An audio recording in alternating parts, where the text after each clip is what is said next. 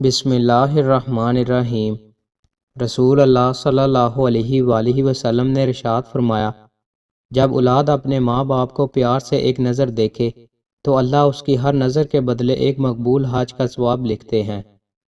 رسول اللہ صلی اللہ علیہ وآلہ وسلم نے ارشاد فرمایا، جس شخص نے کوئی ایسی چیز دیکھی جو اسے پسند آ گئی، پھر اس نے لا حول ولا قوت الا باللہ کہہ لیا تو اس کی نظر سے کوئی نقصان نہیں پہنچے گا۔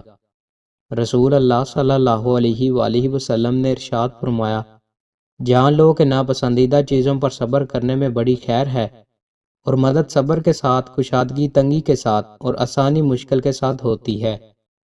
رسول اللہ صلی اللہ علیہ وآلہ وسلم نے ارشاد فرمایا، عمر کو نیکی کے سوا کوئی چیز نہیں بڑھاتی، تقدیر کو دعا کے سوا کوئی چیز نہیں بدلتی ہے۔ آدمی گناہوں کے ارتکاب کے سبب رزق سے محروم کر دیا جاتا ہے۔ رسول اللہ صلی اللہ علیہ وآلہ وسلم نے ارشاد فرمایا، کامیاب ہو گیا وہ شخص جس کو اسلام کی ہدایت نصیب ہوئی اور ضرورت کے مطابق روزی ملی اور اس نے اس پر قناعت کی۔ رسول اللہ صلی اللہ علیہ وآلہ وسلم نے ارشاد فرمایا، مومنوں میں سے محتاج اور غریب لوگ مالداروں سے آدھے دن پہلے جنت میں داخل ہوں گے۔ آخرت کا آدھا دن دنیا کے 500 سال کے برابر ہے۔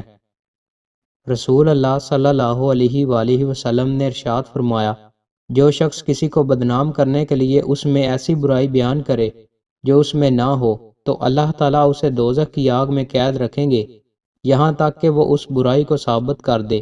وہ ثابت نہیں کر سکے گا۔